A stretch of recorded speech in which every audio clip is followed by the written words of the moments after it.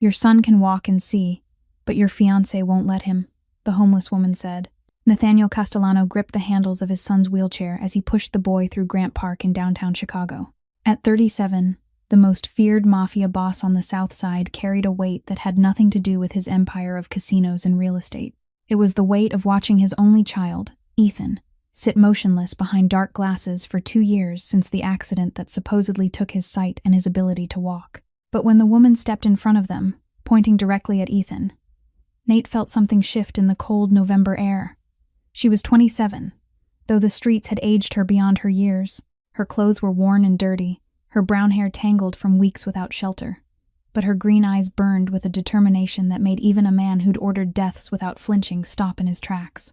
"Sir, your son can walk and see, but your fiancé won't allow it," she repeated, her voice cutting through the silence of the late afternoon. Nate stopped pushing immediately. Ethan, who'd been silent behind those dark glasses since the accident, seemed to shrink even smaller in his chair. "What did you just say?" Nate asked, feeling his heart race in a way it hadn't since he'd held his dying father 20 years ago. "I know it sounds crazy, sir, but I've been watching your family for 18 months. Your son isn't what he appears to be," she continued, her eyes fixed on Ethan, who kept his head down. "You're talking nonsense," Nate growled. "My son was in an accident 2 years ago. The doctors confirmed everything." The woman stepped closer, lowering her voice as if sharing a secret that could get them both killed. "The woman you're about to marry, Victoria. She's not who you think she is, and your son has been paying a terrible price for it." Ethan made a sudden movement in his chair, and Nate noticed. For the first time in months, maybe years, his son had reacted to something someone said. "Ethan," Nate knelt in front of the wheelchair, his designer suit touching the dirty pavement without a second thought. "Son, what's going on?" But Ethan only shook his head, the same way he always did whenever Nate tried to talk to him about anything related to the accident. The woman looked around the park as if checking for watchers. "Sir, can you give me 5 minutes? Just 5 minutes to explain what I've seen. If after that you want to call your men to make me disappear, I'll understand. But your son needs your help." Nate looked at Ethan, who remained frozen. Something in the woman's tone made him hesitate. In 2 years since the accident, no one had spoken about his son with such certainty. Every doctor, every therapist, even Victoria, always spoke with that pitying tone he'd learned to despise. 5 minutes, Nate finally said. "But if you're lying, I'll bury you where no one will ever find you." "I'm not lying, sir. I swear on my mother's grave," the woman said. And something in the way she spoke made Nate believe her, at least for now. If you're hooked on this story, smash that like button and share it with someone who loves a good thriller. Don't forget to subscribe so you won't miss what happens next. Now, let's find out what secrets Victoria has been hiding and why a 27-year-old woman gave up everything to expose them. The woman drew in a slow, steady breath before she began to speak, her voice dropping as though every word carried the weight of years of suffering. "Do you remember the night of the accident?" she asked. "Where your son was coming from?" Nate felt his throat go dry. "From a friend's house," he answered automatically. The boy always went there to study on weekends. It was the story he had told hundreds of times over the past 2 years, to the police, to the doctors, to himself every night when he couldn't sleep. "And who confirmed that?" the woman continued. "Who told you Ethan was truly at that friend's house that night?" Nate opened his mouth to answer, then stopped. He tried to remember. In the chaos of those first days after the accident, when Ethan lay motionless in the hospital with his eyes wrapped in bandages and his legs unable to move, Nate had nearly lost his mind with fear. He didn't eat, didn't sleep, only sat by his son's bed and prayed to a God he had never believed in. "Victoria told me," Nate finally said, his voice sounding less certain than he wanted it to. "She knew Ethan's schedule better than I did at the time, because I was too busy with work." The woman nodded slowly, as though she had expected that answer. "And did you ever speak to that friend?" she asked. "Did you call his parents? Did you confirm with anyone at all that Ethan was really there that night?" Nate felt as though someone had just driven a fist into his chest. He tried to remember but couldn't. In the first weeks after the accident, Victoria had handled everything. She spoke with Ethan's school, with the police, with the insurance company, with everyone. Nate at that time could only sit beside his son's bed, clutching the boy's small hand and begging him to wake up. "I don't remember," Nate admitted, his voice rough. "I think I believed what Victoria said without questioning it." The woman looked at him not with judgment, but with deep compassion. "And there's one more thing," she said. "Have you ever noticed that your son only becomes like this when Victoria is nearby?" Nate frowned. "What are you talking about?" "I've been watching your family for 18 months, the woman explained. "I know your schedule. Victoria's, Ethan's. And I noticed something. Whenever Victoria leaves the mansion, Ethan changes. The boy lifts his head a little higher, his shoulders loosen, and sometimes, just sometimes when he thinks no one is watching, he takes off his glasses." Nate felt as though someone had thrown a bucket of ice water in his face. He turned to look at Ethan, who was still sitting motionless in the wheelchair, his head bowed, his shoulders hunched. He tried to remember the last time he had been alone at home with his son without Victoria, and he realized a painful truth. He couldn't remember. Over the past 2 years, Victoria had always been there. She was always beside Ethan, caring for him, feeding him, pushing his wheelchair, and Nate had thought that was love. He had believed that Victoria loved Ethan as her own child, and that belief had made him love her even more. But now, as this homeless woman asked questions he had never once considered, Nate began to see an entirely different picture. "Have you ever asked yourself why your son wears dark glasses even inside the house?" the woman went on. "Why he trembles whenever Victoria touches him? Why he hasn't spoken a single word since the accident, even though the doctors say his vocal cords are perfectly normal?" Nate turned to look at Ethan, and for the first time in 2 years, he truly looked at his son. He saw the faint trembling of the boy's narrow shoulders, the way his fingers curled into tight fists against his thighs, the way his entire body seemed to be trying to shrink into the smallest ball possible. And he remembered something. A few weeks earlier, he had come home earlier than usual and found Victoria sitting beside Ethan, whispering something into the boy's ear. When she saw Nate, she immediately stood and smiled, but Ethan had shaken violently as though he had just seen a demon. At the time, Nate had thought the boy was only afraid because of the permanent darkness the accident had brought him. But now he wondered whether that fear truly came from the darkness or from the woman sitting beside his son. "Who are you?" Nate asked, his voice low. "And why do you know so much about my family?" The woman looked at him, her green eyes suddenly heavy with sorrow, as though she were staring into a painful memory. "My name is Autumn Reed," she said. "And Victoria Palmer's killed my mother." Nate felt as though time itself had stopped. He stared at the woman in front of him, trying to process what she had just said. "Killed your mother," he repeated, his voice turning hoarse. Autumn nodded, her eyes shimmering even as she fought to hold herself together. "My mother's name was Margaret Reed," she began, her voice trembling slightly yet carrying an astonishing steadiness. "She was a good woman who worked at a small restaurant on the south side of Chicago to raise me and put me through school. 6 years ago, when I was 21, my mother disappeared." Autumn paused, drawing in a deep breath as though searching for the strength to go on. "I looked for her everywhere," she continued. "I went to the police, but they said my mother might have left on her own because she was an adult and there were no signs of a crime. But I knew my mother. She would never abandon me. 2 years later, I received a call from an unknown number. It was my mother." Nate saw Autumn clench her fists, her knuckles turning white. "My mother said she'd been kidnapped by a human trafficking ring," she went on. "They forced her to do things I don't want to speak about. She said she'd tried to escape and was hiding in an abandoned warehouse. She told me the person running the ring was named Victoria, a beautiful woman with blonde hair and a smile as cold as ice. My mother said Victoria wasn't only trafficking people but also laundering money for multiple criminal organizations, and that she'd seen enough evidence to put Victoria in prison for life." Autumn hurriedly wiped the tears sliding down her cheeks.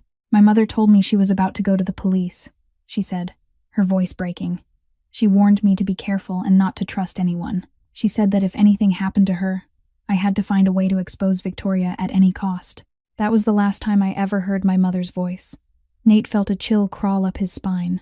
"And then," he asked quietly, 2 days later, the police found my mother's body in an alley on the south side," Autumn replied, her voice now hard as steel. "They said she died from a drug overdose and ruled it a suicide. But my mother had never used drugs in her life." Autumn looked straight into Nate's eyes. "I know Victoria killed my mother," she said, "and I've spent the past 4 years gathering proof. I followed her. I researched her. I quit my job as a nurse, sold everything I owned, and eventually lived on the streets just to stay close to her without being detected. And 18 months ago, when I learned Victoria was dating you, I started watching your family." Nate didn't know what to say. He looked at the woman in front of him, thin and filthy after months on the streets, and he saw a sacrifice he'd never witnessed before. "You gave up everything," he said, "just to avenge your mother." "Not just for revenge," Autumn shook her head, "but to keep my promise to her. She said Victoria had destroyed the lives of so many people, and if I ever had the chance, I had to stop her from doing it to anyone else. When I saw your son, I knew I couldn't wait any longer." Autumn slipped her hand into the pocket of her torn jacket and pulled out an old phone with a cracked screen. "This is the proof," she said, unlocking it and holding it out to Nate. "I took this photo 3 days after Ethan's accident was announced in the news." Nate took the phone, and his heart seemed to stop beating. In the picture, Ethan was standing in the back garden of the Castellano estate. No wheelchair, no dark glasses. The boy was looking up at the sky with his eyes wide open, completely healthy. Victoria stood beside him, one hand gripping Ethan's shoulder, the other holding a phone as though she were speaking to someone. The expression on Ethan's face wasn't that of an ordinary child. It was the look of absolute terror. "That's my son," Nate whispered, his voice shaking. 3 days after the accident. "He's standing. He's seeing." "Yes," Autumn nodded. "Your son was never blind or paralyzed. It was all an act Victoria staged.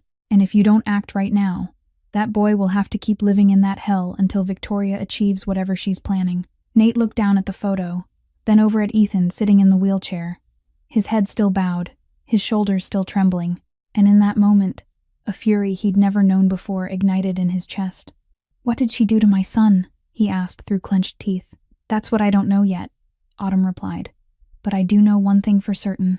Your son is trying to protect you by pretending to be disabled. He believes that if he tells the truth, something terrible will happen to you. And if Victoria was ruthless enough to kill my mother, then she's ruthless enough to carry out any threat she's made."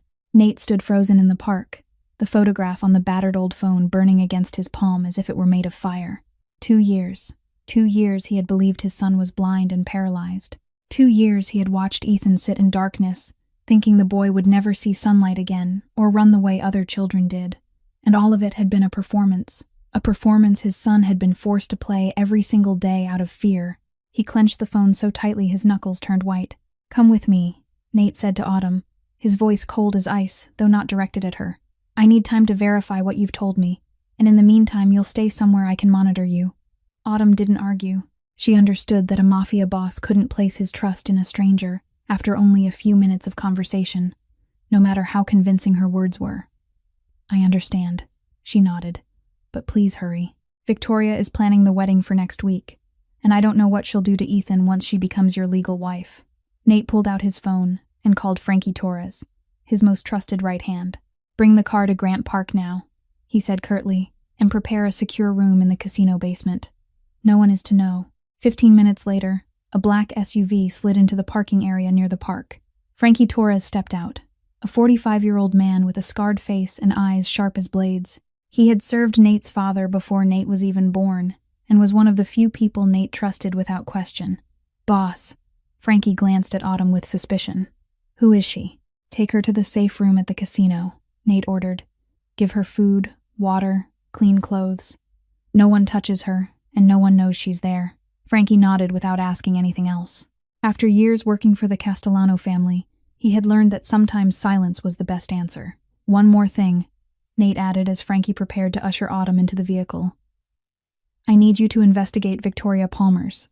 Everything.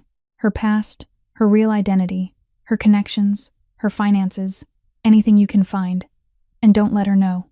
Frankie lifted an eyebrow but still nodded. "I'll start tonight, boss." Nate pushed Ethan's wheelchair toward another car waiting nearby. The boy had remained silent through the entire exchange, his head lowered, his body unmoving.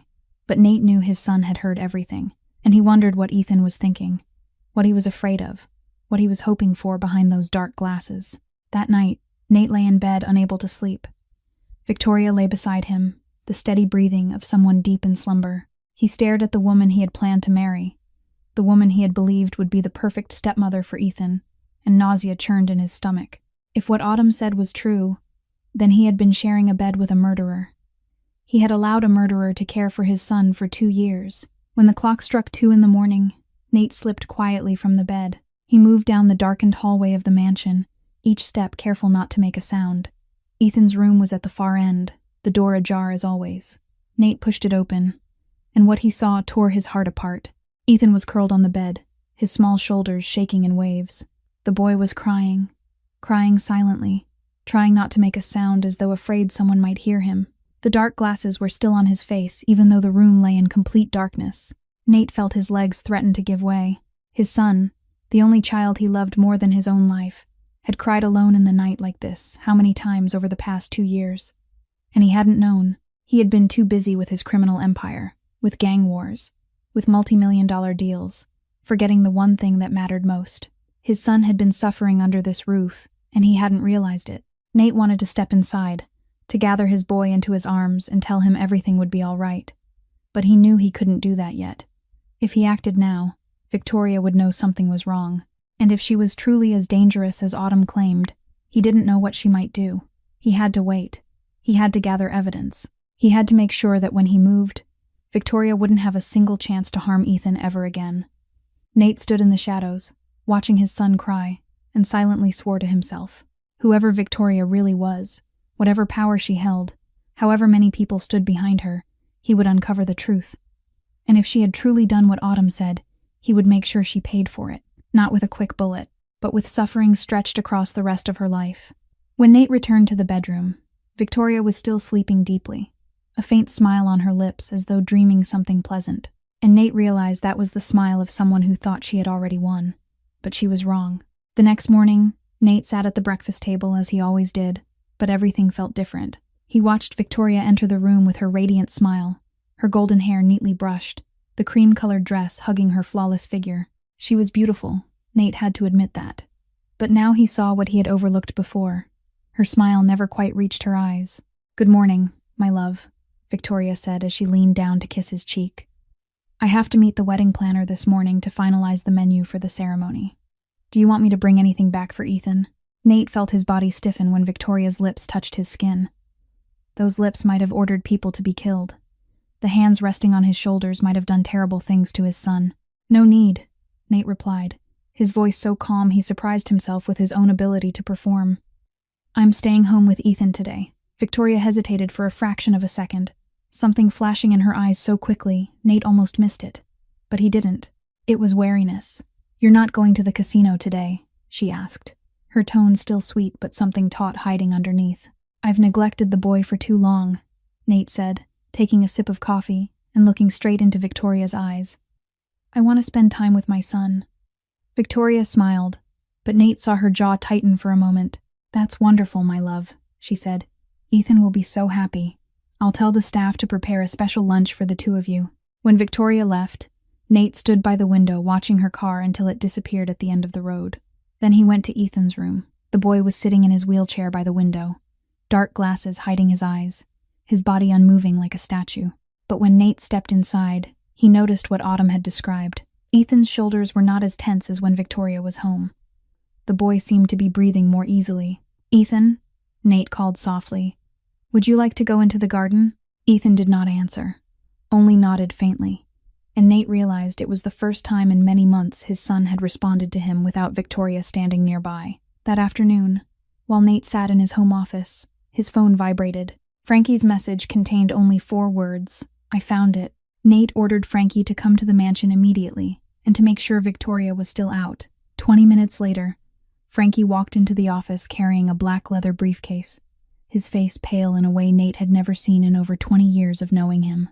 "Boss," Frankie said, his voice low, "what I found is far worse than we thought." He opened the case and laid a stack of documents on the desk. Nate looked down and saw photographs, files, financial reports, all sharing one thing in common. The woman in every picture was Victoria, but under different names. "Victoria Palmer's is not her real name," Frankie began to explain. "Over the past 10 years, she has used at least 3 other identities: Victoria Harrington, Victoria Shaw, and her true birth name is Victoria Marsh." Nate flipped through page after page, nausea rising in his throat. "She runs an interstate human trafficking ring," Frankie continued, "targeting young women and children. They use charitable foundations as a front to launder money and move victims. She is also connected to several other criminal organizations to expand the network." Nate felt as though someone had driven a knife into his chest. He had been sleeping beside a trafficker. He had allowed a trafficker to care for his son. "Is there anything else?" Nate asked through clenched teeth. Frankie hesitated before continuing. There is one more detail, boss, he said quietly. About the woman you're holding at the casino, Autumn Reed.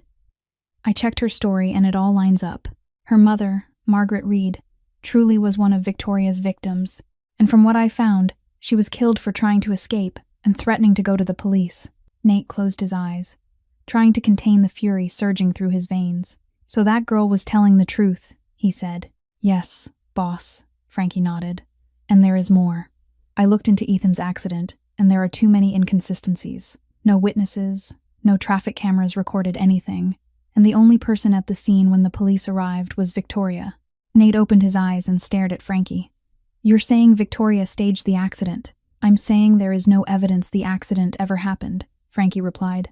And if Autumn is right, if Ethan can truly walk and see, then Victoria invented the entire story. The question is why, and what she used to force a 12-year-old child to pretend to be disabled for 2 years without ever saying a word. Nate looked down at the documents on the desk, then out the window toward the garden, where Ethan sat alone in his wheelchair. And he understood that to learn the truth, he would have to hear it from his own son. But to make Ethan speak, he would first have to separate Victoria from the boy. Call your most trusted security team, Nate ordered. We have a plan to carry out. Nate spent the entire night planning. He needed a flawless reason to get Victoria out of Chicago for at least 3 days without raising her suspicion, and in the end he found one. The next morning, while the family was eating breakfast, Nate set his phone on the table with a grave expression. There's an issue with a real estate project in Miami, he said, looking at Victoria. I need someone I trust to go down there and supervise for a few days. Can you help me with that? Victoria looked briefly surprised, then quickly masked it with a sweet smile. Of course, my love, she replied. But what about Ethan? I'll stay home with the boy, Nate said, his voice revealing no emotion at all. I've neglected him for too long. This is a chance for the two of us to reconnect. Victoria studied him for a long moment, as though trying to read his thoughts. Then she nodded. I'll go pack, she said and stood up. But before leaving, she stopped beside Ethan's wheelchair. Nate watched from the table as Victoria bent down, placed one hand on Ethan's shoulder, and whispered something into the boy's ear. He couldn't hear what she said, but he saw his son's reaction clearly. Ethan went rigid, his small shoulders shaking violently, and even behind the dark glasses Nate could tell the boy was fighting with everything he had not to cry. Victoria straightened, still smiling as though she had just spoken something affectionate. Be good, sweetheart, she said loudly enough for Nate to hear. Mommy will be back soon. Nate clenched his hands beneath the table, struggling to rein in the rage blazing in his chest. He wanted to stand up, seize Victoria, and force her to confess everything right then and there, but he knew he couldn't. He needed to hear the truth from Ethan's own mouth first. 1 hour later, the car carried Victoria to the airport. Nate stood by the window watching until it vanished from sight, then immediately called Frankie. Bring the woman to the mansion now, he ordered, and make sure no one sees her. Autumn arrived at the Castellano estate in an unmarked vehicle. When she stepped inside, Nate noticed she was still wearing the torn clothes from the park that day. She looked thinner than he remembered, her eyes hollow from hunger and sleeplessness. You'll stay here while Victoria's gone, Nate said. There's a bathroom and clean clothes upstairs. You can use anything you need. Autumn looked at him in surprise. You trust me now? She asked. I verified your story, Nate replied, and I'm sorry for what happened to your mother. Autumn said nothing, only nodded faintly and followed the maid upstairs. When she entered the bathroom and saw the marble tub, the expensive bottles of shampoo, the soft, thick towels, her knees nearly gave way. How long had it been since she had bathed in a real room? How long since she had felt warm water on her skin, instead of icy spray from a public faucet in a park? Autumn peeled off the filthy clothes and stepped into the tub. As the warmth spread over her gaunt body, tears slid down her cheeks. She cried from relief, from exhaustion, from the fact that for the first time in years she felt hope. Mom, she whispered, I'm almost there. I'm about to keep my promise to you. Downstairs, Nate sat in his office, replaying footage from the breakfast room security cameras. He zoomed in on Victoria bending to whisper to Ethan and tried to read her lips. He couldn't hear the audio, but he could make out a few words, and what he saw made his blood boil. If you speak, your father will die. Nate shut off the screen, both hands clenched into fists. His son had lived in fear for 2 years because of threats like that. A 12-year-old child had carried that crushing weight alone simply to protect his father, and Victoria would pay for every second of suffering she had inflicted. Tonight, Nate told himself, tonight I'll talk to Ethan, and this time no one will stop my son from telling the truth. That night was the first in 2 years when the Castellano mansion was free of Victoria's presence. The air inside the house seemed lighter, easier to breathe, as though an invisible dark cloud had finally been lifted. Nate waited until the last servant had left, until the house was completely silent, then went to Ethan's room. Autumn accompanied him at Nate's request. He believed that the presence of someone who had also been one of Victoria's victims might help Ethan feel safer enough to speak the truth. When Nate pushed the door open, Ethan was sitting on the bed, still wearing the dark glasses, still motionless like a statue, but something was different. The boy was not trembling the way he usually did. "Ethan," Nate called softly as he sat on the edge of the bed beside his son. "Victoria's gone. She won't be back for 3 days." There was no response. Ethan remained in the same position, head lowered, hands clenched tightly on his thighs, and Nate felt a sharp ache in his chest. "Son," Nate went on, his voice beginning to shake. "I know you're afraid. I know Victoria said something to you this morning, but I need you to understand one thing." He paused, struggling to keep his emotions in check. "No matter what happens, no matter what Victoria told you, I'll protect you. No one can hurt you while I'm alive. Do you trust me?" Silence followed. Then very slowly Ethan lifted his head. His small trembling hands rose to remove the dark glasses. And for the first time in 2 years, Nate saw his son's eyes, the same gray as his own, clear and perfectly healthy, and filled with tears. "Dad," Ethan said, his voice rough from 2 years of not speaking. I'm sorry, Dad." Nate felt as though something had been driven straight through his chest. His son was speaking. His son was looking at him, and the first thing the boy said was an apology. "No," Nate replied, his voice breaking. "You've got nothing to be sorry for.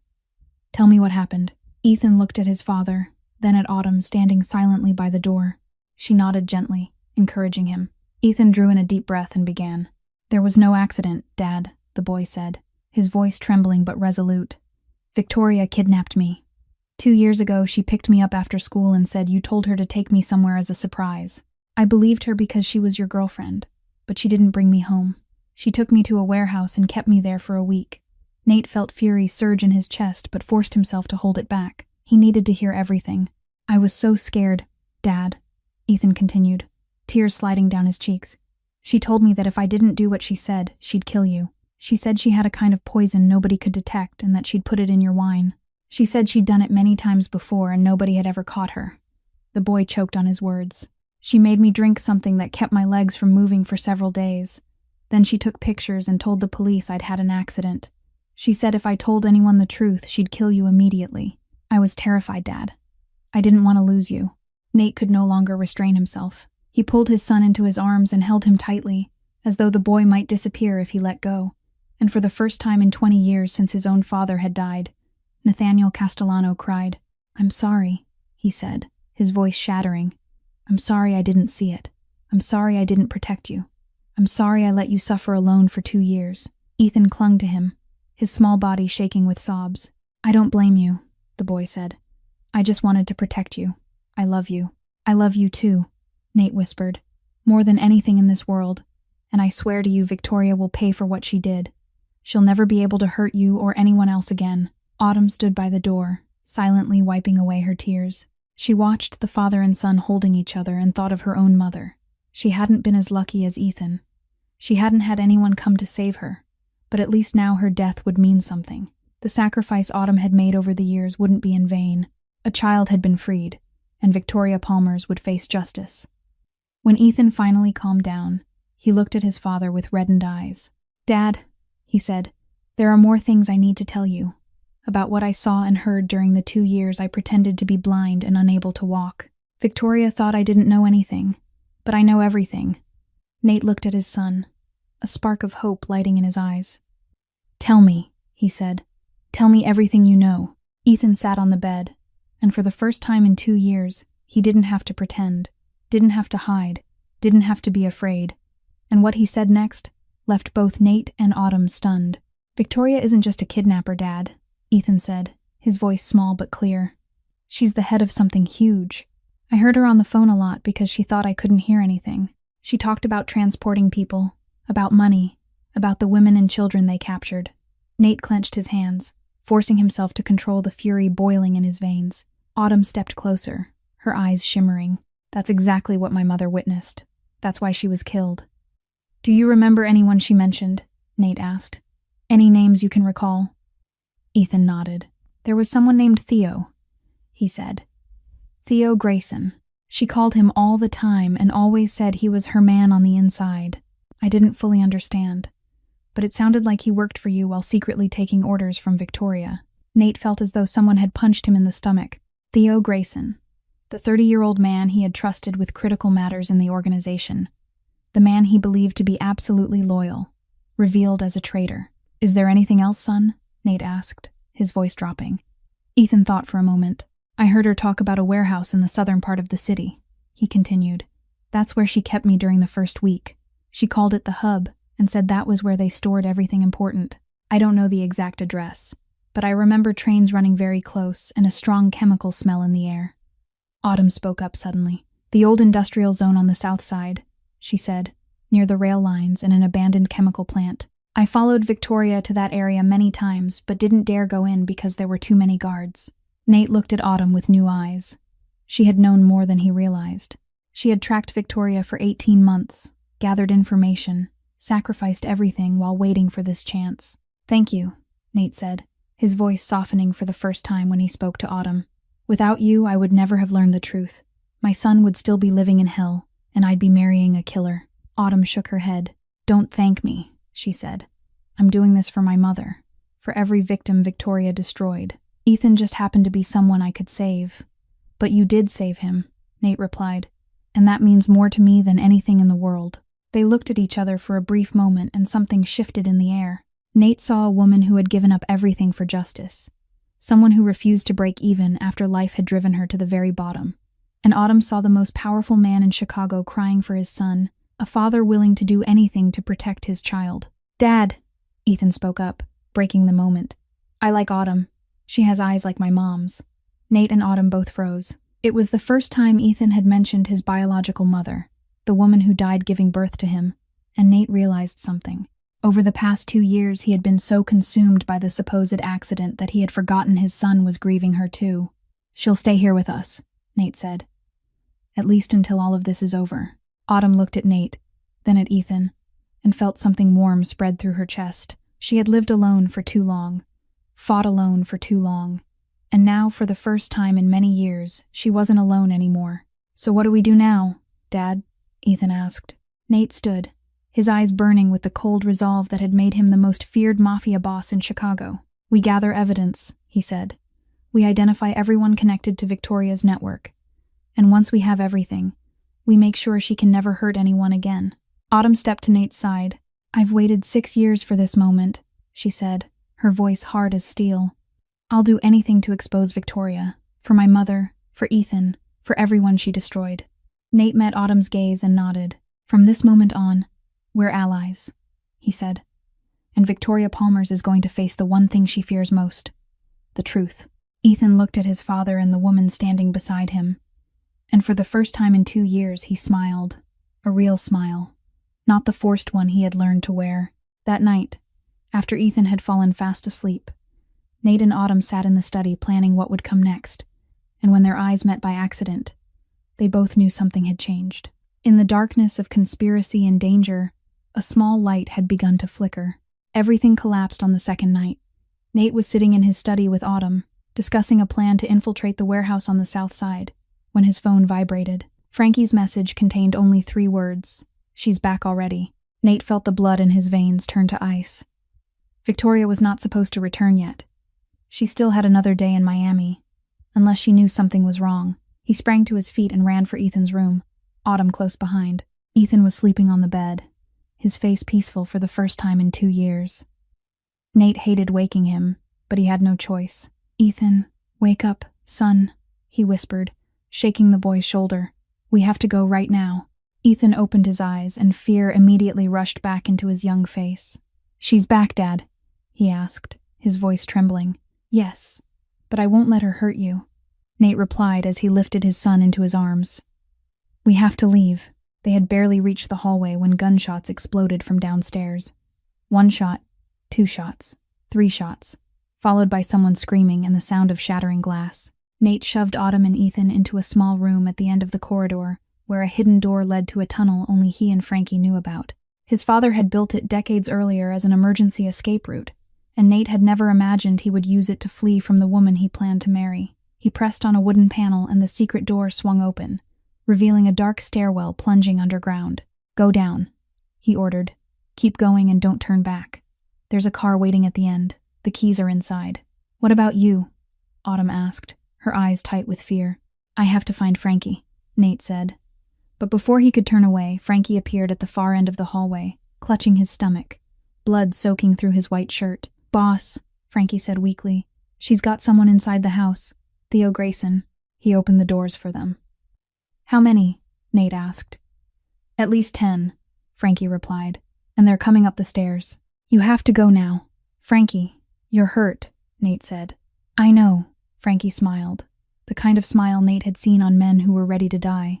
"But I've served the Castellano family for 30 years. Let me finish my job."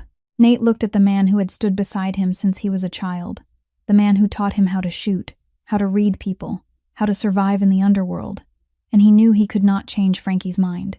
"Thank you," Nate said, his voice thick, "for everything." Frankie nodded. "Protect the boy," he said, "and don't let that devil walk free." Then he turned and moved toward the approaching footsteps, gun raised and ready. Nate had no time to grieve. He shoved Autumn and Ethan into the tunnel and slammed the hidden door shut just as the sounds of a desperate, heavy struggle and muffled shouts erupted behind them, signaling that a weakened Frankie was being overwhelmed and captured alive by Victoria's men. The passage was pitch black except for the beam of a small flashlight Nate always carried. They ran in silence, their ragged breathing echoing through the narrow space. Ethan clung to his father's neck, his face pale with terror but not crying. The boy had learned to swallow his tears over the past 2 years. Autumn ran ahead, her steps steady despite months on the streets.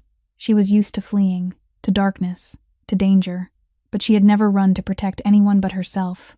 And now she was running for a 12-year-old child and a man who only days earlier might have been an enemy. After 10 minutes, they reached the end of the tunnel, a steel door opening into a small garage 3 blocks from the mansion. Just as Nate said, a black SUV waited inside with the keys in the ignition. Nate placed Ethan in the back seat, and Autumn slid in beside him. He drove out without headlights, threading through empty Chicago streets. In the rearview mirror, he saw flames rising from the direction of the estate. Victoria was burning his house to erase evidence, and Nate's blood ran cold at the thought that Frankie, the man who had sacrificed his freedom for their escape, was now a prisoner in the hands of a monster. "Dad," Ethan whispered from the back seat, his voice shaking. "Is Uncle Frankie going to be okay?" Nate tightened his grip on the steering wheel, forcing his voice to stay steady. "I don't know, son," he said, "but he was a hero, and we won't let his sacrifice mean nothing." Nate drove through the night, crossing the state line at dawn. The safe cabin lay deep in the forests of Wisconsin, more than 30 miles from the nearest town, a place his father had purchased decades earlier under a false name. No one knew about it except Nate and Frankie, and now that Frankie was gone, Nate was the only person in the world who knew the cabin even existed. When they arrived, the sun was already high. Ethan had slept against Autumn's shoulder the entire way, his face pale but peaceful. Autumn had drifted off as well, her head resting against the window, her brown hair tangled over her shoulders. Nate watched them in the rearview mirror and felt something strange stir in his chest. A sensation he had forgotten long ago. The urge to protect, to shelter. Not for power or money, but for something far deeper. The next 3 days passed in an eerie calm. The small cabin was modest but well-stocked, with a fireplace, warm beds, canned food enough for weeks, and most importantly, safety. Ethan began learning to walk again under Autumn's guidance. 2 years in a wheelchair had left his legs badly weakened, the muscles wasted from disuse. But Autumn, drawing on her nursing knowledge, designed a simple yet effective rehabilitation routine. She started with gentle stretching exercises, then slowly moved on to standing, to practicing those first uncertain steps. Ethan fell many times, his knees bruised from striking the wooden floor, but he didn't give up. Each time he fell, he pushed himself back up, gripping Autumn's hand and trying again. Nate stood by the window watching Autumn patiently support his son as they practiced in the small clearing in front of the cabin. She spoke to Ethan in a softness he had never heard anyone use with his child, encouraging him whenever he managed one more step, holding him whenever he fell, and Nate realized that Autumn was doing more than helping Ethan recover physically. She was helping heal the boy's spirit. On the second night, after Ethan had fallen fast asleep, Nate and Autumn sat by the fire. Flames danced across their faces, driving away the chill of the Wisconsin winter. They were silent for a long time, each lost in private thoughts, until Autumn finally spoke. "Can you tell me about your father?" she asked quietly. "Ethan said he died when you were young." Nate stared into the fire, his eyes distant. "He was killed when I was 17, Nate said, his voice dropping, right in front of me. Autumn didn't interrupt, only waited. "My father was the head of the Castellano family before me," Nate continued. "He was strict but fair. He taught me that even though we live in the underworld, we still have to follow principles. Never harm women or children, never betray allies, and always protect family at any cost." He paused, drawing in a slow breath. "One night, my father's enemies broke into the house. They shot him 7 times right in front of me. I held him while he died, and the last thing he told me was to be strong and protect what was left." Autumn reached out and lightly touched Nate's arm. "I'm sorry," she said, her voice thick. "I know that feeling, watching someone you love die and being unable to do anything." Nate turned to look at her. Firelight glinted across Autumn's face, illuminating green eyes bright with tears, and he realized she truly understood. She had lost her mother in a way even more brutal. She had lived with that pain for 6 years, alone, with no one beside her. "You're the strongest woman I've ever met," Nate said, his tone gentle in a way he hadn't known he possessed. "Giving up everything to pursue justice for your mother. Living on the streets, enduring hunger and loneliness just to keep your promise." Autumn gave a sad smile. "I'm not strong," she said. "I just didn't have anything left to lose. But you're different. You have Ethan. You have an entire empire. And you're still willing to risk everything to protect your son. That's real strength." They looked at each other in the flickering firelight, and something shifted between them. Not sudden love, not blazing passion, but a deeper bond built from shared pain, shared loss, from the fierce need to protect those they loved. Nate lifted his hand and gently brushed a strand of hair from Autumn's face. She didn't flinch or pull away, only met his gaze with a trust he had never seen anyone give him before. "When all of this is over," Nate said, "I want you to stay, with me and Ethan." Autumn didn't answer with words. She only nodded faintly and rested her head against Nate's shoulder. They remained that way until the fire burned low, saying nothing more, yet both knowing they were no longer alone. On the third morning at the cabin, Autumn sat down beside Nate with a grave expression. "There's something I need to tell you," she began. "During the time I was tracking Victoria, I was in contact with an FBI agent named Rebecca Walsh.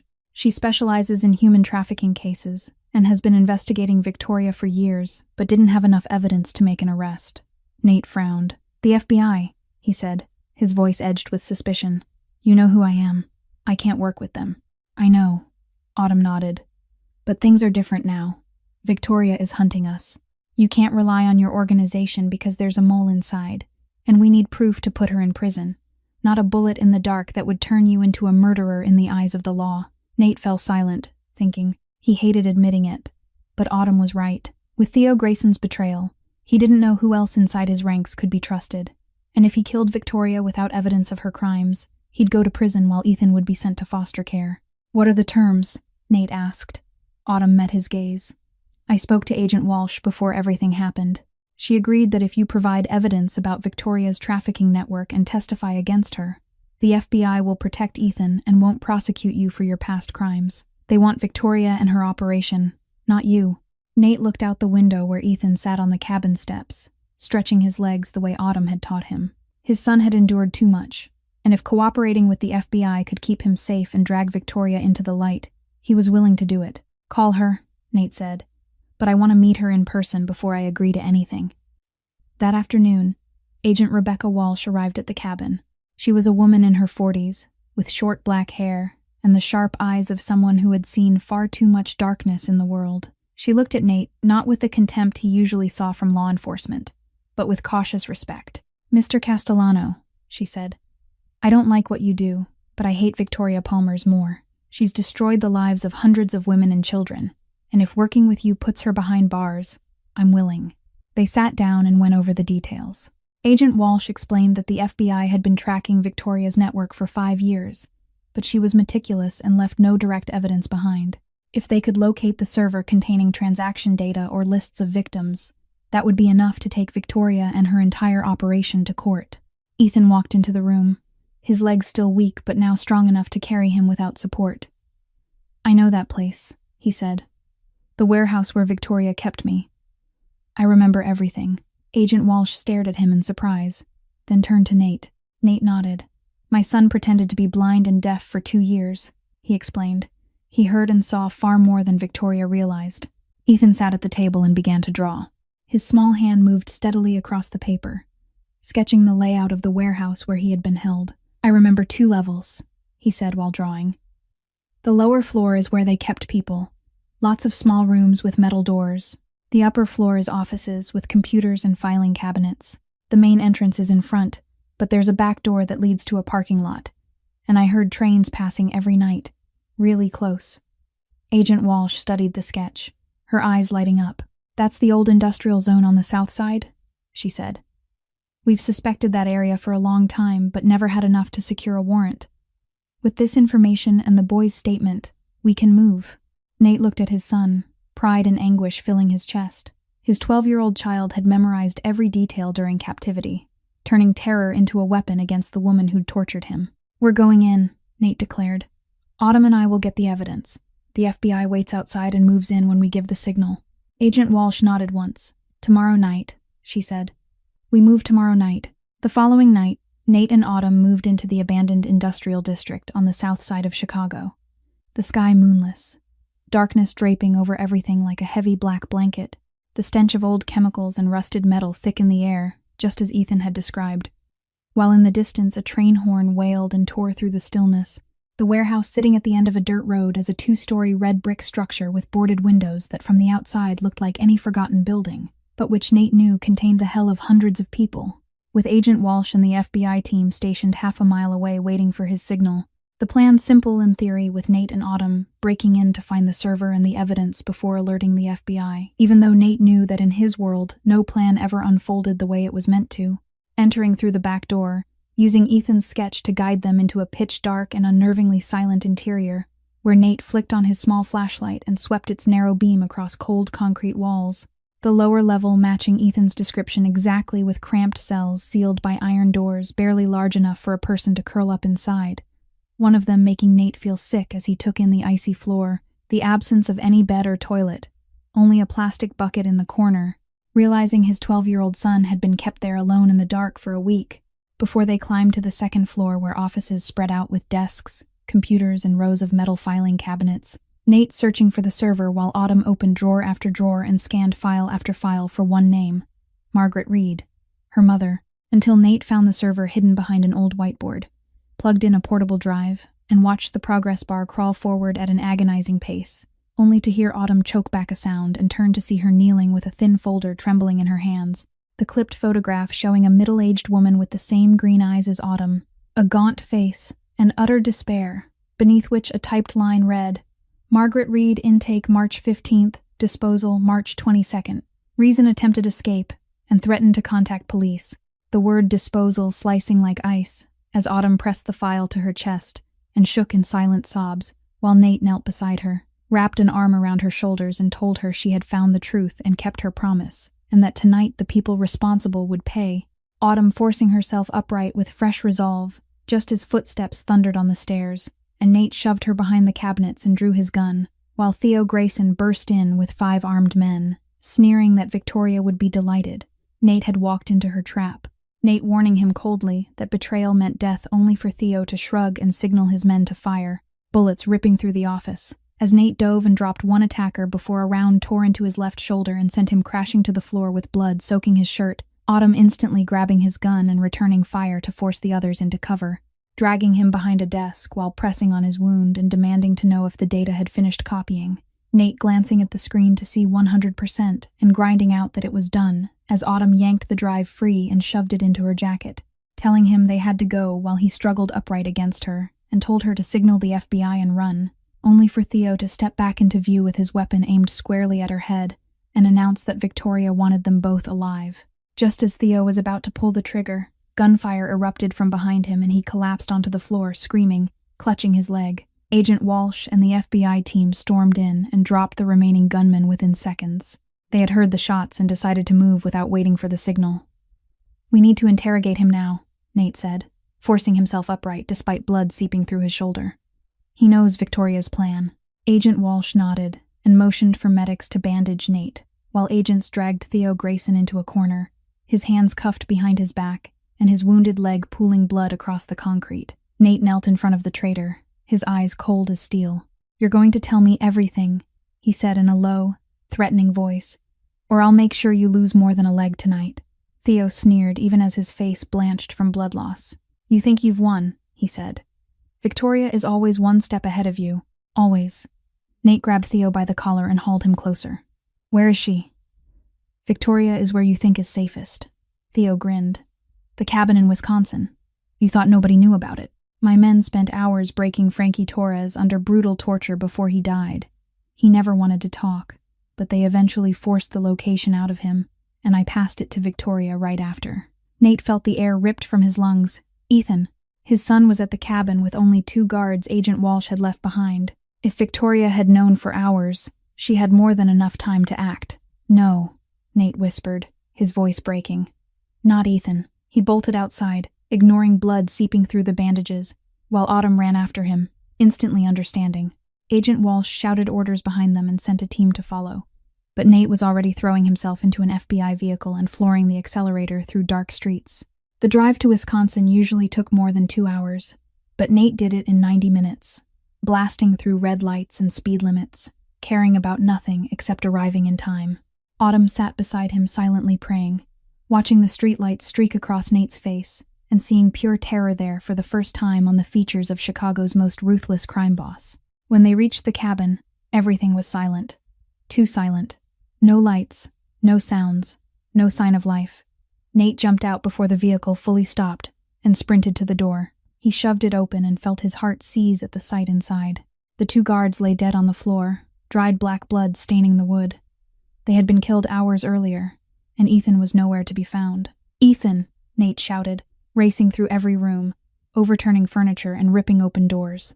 "Ethan, where are you?" There was no answer. The cabin stood empty. His son was gone. Nate collapsed in the middle of the living room, his knees striking the cold floor.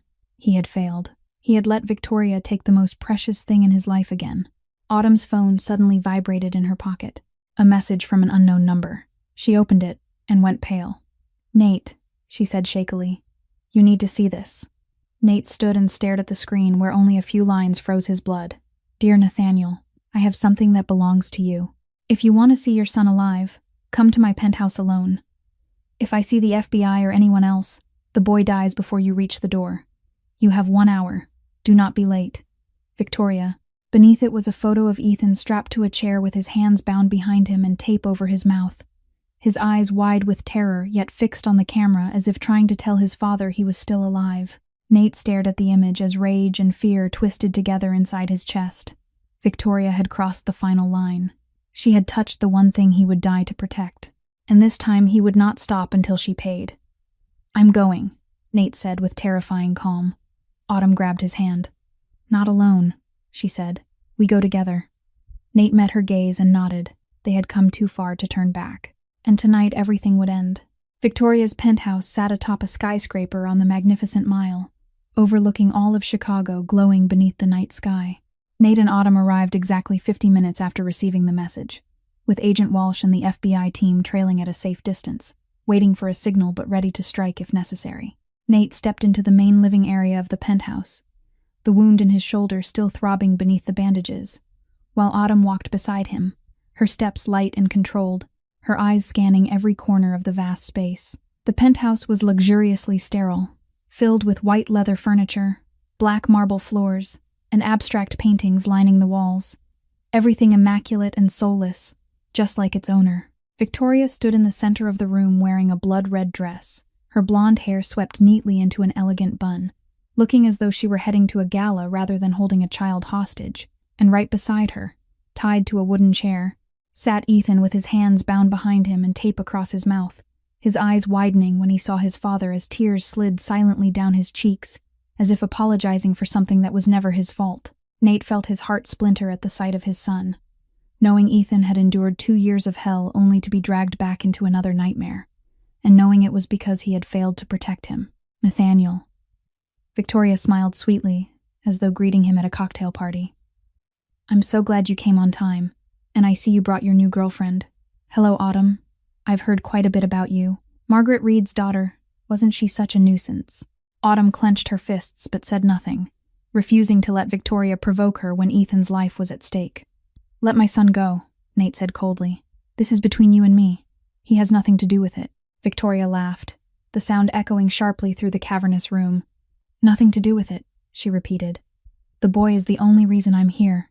Nathaniel, what do you think I want from you? Money? Power? You already have both, Nate replied. Victoria shook her head and stepped closer to Ethan, placing a hand on his shoulder as the boy trembled violently beneath her touch. What I want is to prove that I can take everything from you, that Nathaniel Castellano, the most feared Mafia boss in Chicago, is nothing more than a puppet in my hands. You're insane, Autumn snapped. Maybe, Victoria shrugged. But I'm the one holding the gun, aren't I? She pulled a small pistol from behind her back and pressed it to Ethan's head, the boy squeezing his eyes shut, his body shaking yet frozen with the reflexes of someone long conditioned to terror, and the sight tore at Nate's chest even more. What do you want? Nate asked, forcing his voice steady. I'll give you anything. Money, property, my connections in the underworld, anything. Just let Ethan go. Victoria regarded him with a gaze that mixed amusement and contempt. You really love him that much, she said. How ridiculous. You don't know anything about him. I know he's my son, Nate replied. True, Victoria nodded. But do you know how his mother died? Nate stiffened, remembering Sarah, his wife, who had bled to death during childbirth, a tragedy he had carried for 12 years. She died giving birth, he said hoarsely. Victoria laughed again, this time cold and venomous. Wrong. Sarah didn't die from complications. She died because of me. I slipped something into her pain medication, something that kept her blood from clotting. The doctors thought it was natural, but it was me who killed her. The room seemed to freeze as Nate felt the world collapse around him, his wife murdered by the woman he had planned to marry. Why? He whispered, his voice breaking apart. Because I needed you alone, Victoria replied as if it were perfectly logical. I had been watching you long before that, Nathaniel. You were perfect for my plans. Rich, powerful, and blindly loyal. But Sarah stood in my way, so she had to disappear. Nate stared at her, and for the first time in his life understood what it meant to look into the eyes of true evil, seeing no remorse, no humanity, only calculation and cruelty. The woman who had murdered his wife, imprisoned his son, destroyed hundreds of innocent lives, and still stood smiling as if it were all a game. I will kill you, Nate said quietly and with lethal promise. Even if it takes the rest of my life, I will kill you. Victoria raised the gun toward him and smiled. Maybe, she said, but not tonight. While Victoria was focused entirely on Nate, Autumn quietly shifted to the right, in small, measured steps, angling toward her blind spot, drawing on everything she had learned during 18 months on the streets, especially how to move without being seen, while Victoria kept talking and savoring her moment of triumph, unaware that Autumn was closing the distance second by second. Do you know what's funniest of all, Nathaniel? Victoria went on smugly. Sarah actually suspected me from the very beginning. She told you something was wrong about me, but you didn't believe her. You said she was just jealous because I was too friendly with you. You chose to trust me instead of your wife. And now look, she's dead and I'm still here. Nate clenched his fists as rage and guilt tore through him, realizing Sarah had tried to warn him and had seen the monster behind Victoria's beautiful mask. And he had refused to listen, and she had paid for it with her life. Autumn was less than 3 meters away when she accidentally kicked a small porcelain vase on the floor, the soft clink enough to make Victoria turn, her eyes widening for a split second before that cold smile returned. You really thought you were clever, Victoria said as she fired, the bullet tearing into Autumn's abdomen and dropping her to the floor, with both hands clutching the wound as blood rapidly soaked her white shirt. Nate roared and charged forward, no longer thinking about tactics or plans, seeing only red, the red of Autumn's blood on the floor, the red of Victoria's dress, the red of fury burning away all restraint. Victoria swung the gun toward him, but he was already too close, slamming into her, one hand clamping around her gun wrist while the other drove into her face, the two of them crashing to the floor and grappling for control as Victoria clawed at Nate's face and left a long, bloody gash across his cheek. Yet he didn't let go, twisting her wrist until bone cracked and she screamed and the gun skidded across the marble, Nate snatching it up and rising to aim straight at her head while she lay sprawled with a broken wrist and disheveled blonde hair, her eyes still icy and defiant. Across the room, Ethan had seen everything, watched Autumn fall and his father fight, and knew he had to act, his hands still tied behind him and tape still on his mouth, yet no longer helpless, after 2 years surviving under this devil's control, rolling off the chair and crawling toward Victoria, lunging and biting hard into her uninjured hand as she tried to stand, her scream echoing as she instinctively yanked back, but Ethan clung on, pouring 2 years of terror and hatred into his small jaws until she struck him with her broken arm, pain making her forget the fracture for a second and knocking him away. But it was enough, long enough for Nate to regain full control, kicking Victoria flat and planting his boot on her chest with the gun leveled at her face. "This is where it ends," he said coldly, and for the first time her smile vanished. "Kill me," she spat, defiant though fear flickered in her eyes. "You're a monster just like me. How many people have you killed in your life? What's one more?" Nate stared down at the woman who had murdered his wife, tortured his son, and destroyed hundreds of innocent lives, his finger tightening on the trigger, one shot away from vengeance for Sarah and Ethan and every victim. When Ethan's voice broke through, weak but clear after the tape had fallen loose in the struggle, "Dad, don't." Nate looked at him, saw tears and desperate pleading in his eyes. "If you kill her, you'll go to prison," Ethan said, "and I'll lose you. I don't want to lose you. I already lost Mom. Please don't make me lose you too." Nate looked from his son to Victoria to Autumn, bleeding on the floor, and finally understood what Ethan was saying, that killing Victoria wouldn't bring Sarah back or erase 2 years of suffering, only turn him into the same kind of monster and steal Ethan's father again. And he lowered the gun. "No," he said. "I won't kill you. I'll let you live to face justice, to rot in prison for the rest of your life, to wake up every day knowing you've lost everything." Victoria stared at him in stunned disbelief. And then the penthouse doors burst open as Agent Walsh and the FBI stormed in with weapons raised, Nate stepping aside while they cuffed Victoria and read her Miranda rights before rushing to Ethan, cutting him free and pulling him into a fierce embrace, then turning to Autumn, still lying pale on the floor but somehow smiling. "Call an ambulance," Nate shouted. "She needs a hospital now." And as medics hurried in, he held Ethan close and whispered, "It's over, son. The nightmare's over." The trial of Victoria Palmer's, or rather Victoria Marsh, lasted 6 weeks in total. Autumn spent 2 of those weeks in the hospital because of the gunshot wound to her abdomen, but the bullet had missed any vital organs and she recovered faster than expected.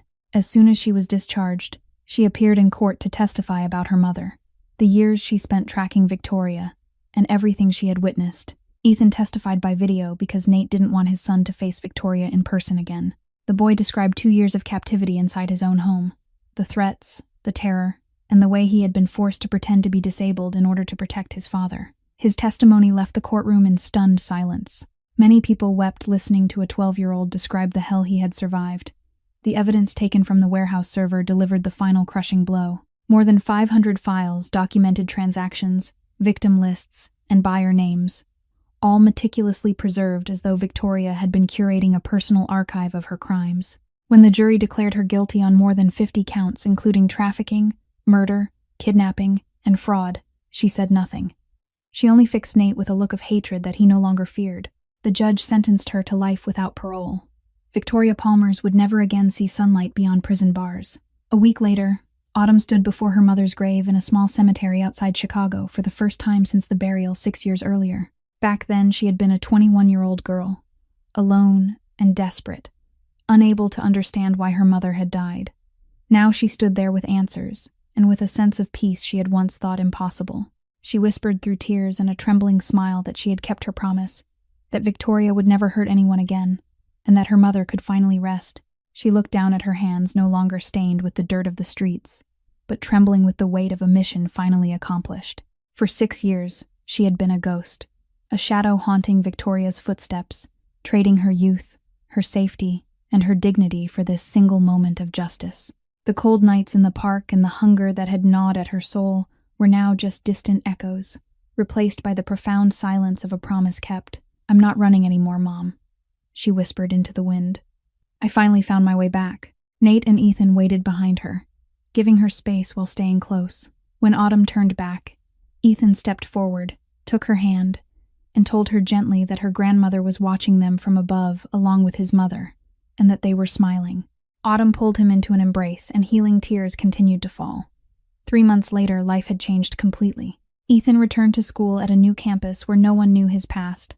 At first, he worried he had forgotten how to be a normal student after 2 years in a wheelchair, but he quickly caught up and even made friends. Every afternoon, Nate personally picked him up, something he'd never done before because of his criminal empire. Everything was different now. Nate publicly withdrew from all illegal Castellano operations. He handed control to a trusted cousin and shifted his wealth entirely into legitimate businesses. The casinos and real estate still provided more than enough to live comfortably, and he no longer feared underworld threats. He was determined never again to let anything endanger his son. Autumn, supported financially by Nate, founded the Margaret Reed Foundation, a nonprofit dedicated to helping trafficking victims.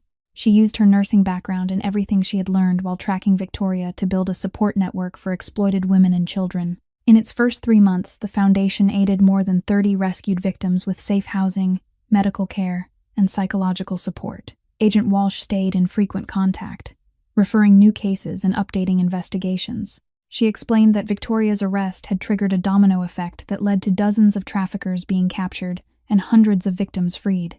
It had all begun with a homeless woman brave enough to speak the truth. One evening in the quiet suburban mansion Nate had purchased, as the 3 of them ate dinner together, Ethan suddenly set down his chopsticks and asked his father whether Autumn would stay with them forever.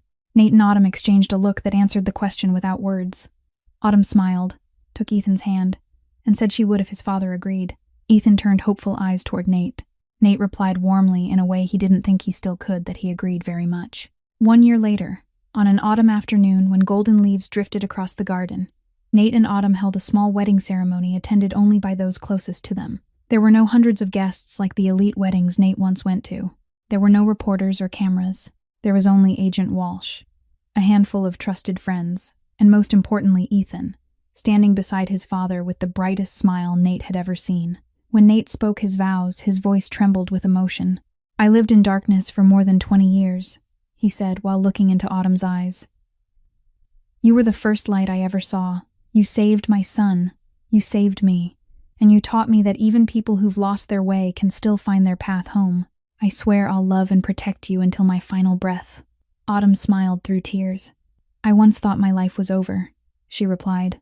"I thought I'd always be a homeless girl running from her past. But you and Ethan gave me a family, a purpose, and a reason to believe in tomorrow. I swear I'll love you both until my heart stops beating." When they shared their first kiss as husband and wife, Ethan rushed forward and wrapped his arms around them. "Now we're officially a family," he said, his voice thick with happiness. 6 years later, the Castellano family's life had changed in ways no one could have imagined. Ethan, now 18, had just been accepted into a pre-law program at Northwestern University. He'd decided to pursue a legal career focused on protecting trafficking victims. Inspired by what he'd endured and by Autumn's work, he often said he wanted to be a voice for those who couldn't defend themselves, just as he couldn't during those 2 years. The Margaret Reed Foundation had grown far beyond anything Autumn once dreamed. In 6 years, it had helped more than 500 trafficking victims, providing safe housing, medical care, psychological support, and job training. Many of them now lived new lives with stable work and even families of their own. And it had all begun with one girl's promise to her mother in a final goodbye. Nate had completely stepped away from the underworld. He spent his time running legitimate businesses and supporting Autumn's charitable efforts. He was no longer the most feared Mafia boss in Chicago, yet he was happier than he'd ever been. One summer night, the family sat together on the balcony of their new home, gazing up at a sky full of stars. Ethan leaned against Autumn's shoulder, while Nate sat beside them with one arm around his wife and the other resting on his son. "Dad," Ethan said softly, breaking the silence, "do you ever regret anything?" Nate thought for a moment. "I regret not seeing the truth sooner," he answered. "I regret letting you suffer alone for 2 years. But I don't regret anything that brought us here." Autumn nodded. "All the pain, the loss, the fear," she said, "it all led us to each other. And to me, that makes it worth it." A shooting star streaked across the sky, and Ethan pointed up with a smile. "Mom and Grandma are watching us," he said. Autumn lifted her face toward the stars with tears glimmering in their light. Yes, sweetheart, she whispered. They're watching, and they're smiling. Nate pulled his wife and son close and finally understood something that had taken decades to reach. He'd lived in darkness for more than 20 years, done things he wasn't proud of, and lost people he loved. But in the end, he'd found the light. Not the kind born of power or money, but of family, forgiveness, and the chance to begin again. And beneath Chicago's starlit sky, the Castellano family sat together without fear, without secrets, holding only love and hope for tomorrow. Today's story closes with a powerful lesson about the strength of love and courage, no matter how deeply life pushes us into darkness. As long as we refuse to give up and dare to stand for the people we love, light will always find its way back to us. Autumn lost her mother, lived on the streets, and sacrificed everything in pursuit of justice. Yet in the end, she didn't just uncover the truth, she found a family. Ethan endured 2 years of hell to protect his father, and that sacrifice was rewarded with a meaningful new life.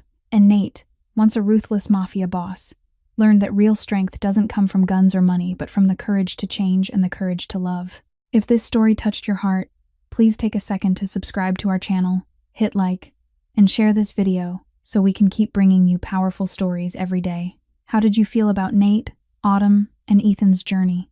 Have you ever faced moments when love helped you survive something impossible? Share with us in the comments below. We truly want to hear what's in your heart. We wish all of you watching good health, peace, and joy each day. Thank you for staying with us. Goodbye and see you in the next video.